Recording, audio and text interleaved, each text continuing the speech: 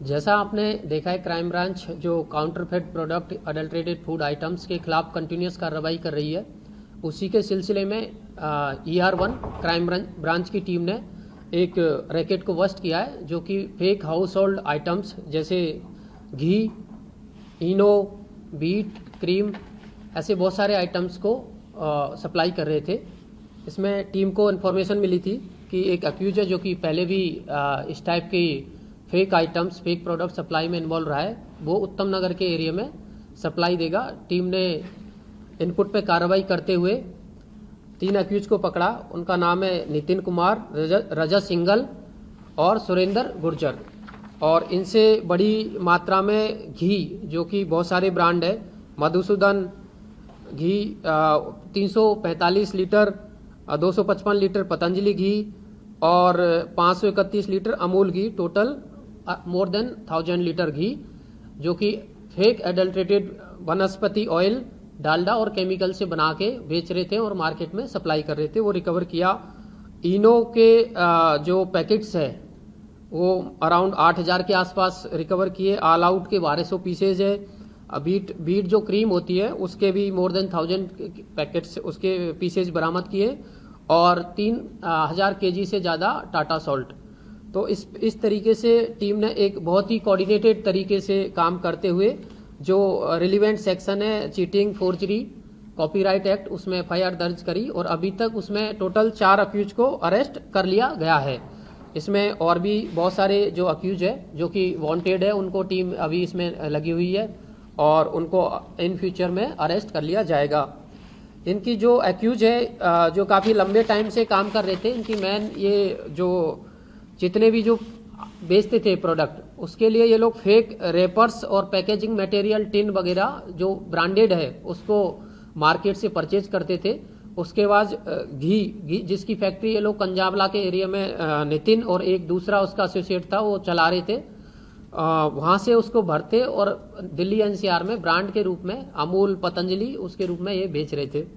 इसी तरीके से जो नमक है जिसको टाटा आयोडाइज नमक के रूप में ये लोग बेच रहे थे, वो भी उसका भी रॉ नमक आता है जो कि नॉर्मल बहुत ही कम रेट पे उनको मिलता था और उसको ये उसकी बहुत ही प्रोडक्ट में मार्केट से परचेज करके फेक पैकेजिंग उसमें भर के और उसको भी बेच रहे थे। इस तरीके से ये अभी तक इसमें टोटल 4 लोगों को अरेस्ट किया जा चुका है। अगर हम कीमत देखें, जो जितने भी आइटम्स है ये अराउंड 8 से 10 लाख की कीमत के आसपास होते हैं, लेकिन मेनली ये है कि पूरा रैकेट को बस्ट, जो कि काफ़ी लंबे टाइम से, जो बीच में अरेस्ट भी हुए हैं लेकिन काफ़ी लंबे टाइम से इस टाइप के प्रोडक्ट को सप्लाई कर रहे थे। सर, जो सामान है, चाहे वो पतंजलि की है, अमूल है या टाटा नमक है, इनको मैन्युफैक्चरिंग कितनी पड़ती थी और ये आगे कितने को बेचते थे, मतलब मार्जिन कितना रखते थे? देखिए, इसमें जो ये जो रेट पे, जिस रेट पे अगर मार्केट में हम नॉर्मल आइटम खरीदेंगे उसकी आधी 50% रेट पे ये लोग बेच रहे थे,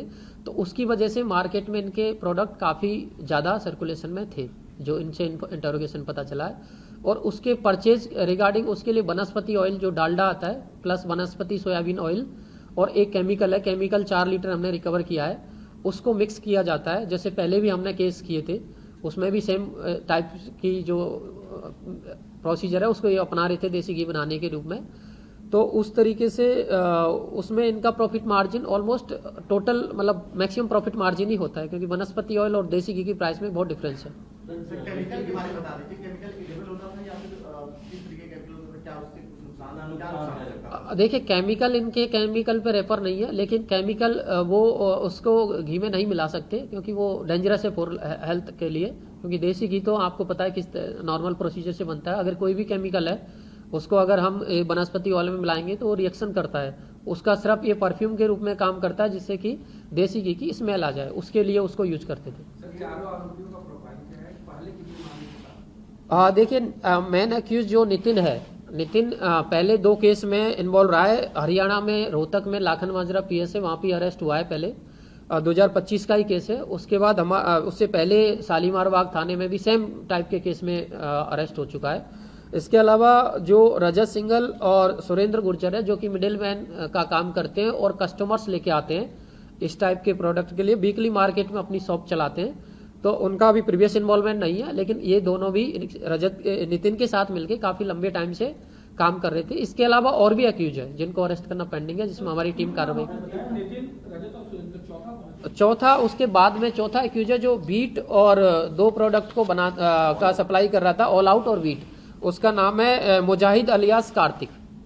ये मंगोलपुरी का रहने वाला है और बीट की बनाता था, जिसमें कि नॉर्मल जो क्रीम है उसको लेके और उसमें केमिकल मिला के और बीट की ट्यूब परचेज करके उसमें सप्लाई कर रहा था, जो कि बहुत ही डेंजरस है, क्योंकि बीट तो एक उस टाइप की क्रीम है जो कि हाउस होल्ड। इनको ये ट्यूब और पैकेजिंग मटेरियल कैसे मिल रहा था? सेम मतलब ब्रांडेड? ये एक्चुअल में जो मार्केट में बहुत सारी जगह से जो इस टाइप के ब्रांडेड के टीन बनाते हैं या रैपर्स बनाते हैं, वहां से परचेज करते थे। ऑनलाइन सप्लाई का अभी इसमें हमारे उसमें नहीं आया, क्योंकि इनका मेनली सप्लाई जो दिल्ली एनसीआर में जो छोटे वो थे दुकानदार, उनको सप्लाई करते थे, जिससे कि पकड़ में नहीं आया और उनको कैश में उनसे पैसे लेते हैं और वहां पे सप्लाई करना आसान है। दुकानदारों को पता होता था कि ये उस लेवल तक अभी इन्वेस्टिगेशन हम कर रहे हैं, अभी तक उस लेवल तक नहीं आया, लेकिन मोस्ट प्रोबेबली उनको पता होगा, क्योंकि अगर कोई घी की रेट 100 है, उसको 50 में कोई दे रहा है, तो इसका मतलब उसको पता है ब्रांडेड है। Yes yes yes yes. ये होलसेलर्स को बेच रहे थे या फिर रिटेलर्स को? ये एक्चुअली नितिन है। नितिन जो काम कर रहा था, ये अपने को होलसेलर बता के ही काम कर रहा था, तो होलसेलर से खुद ही होलसेलर है, रिटेलर को बेच रहा था। Thank you.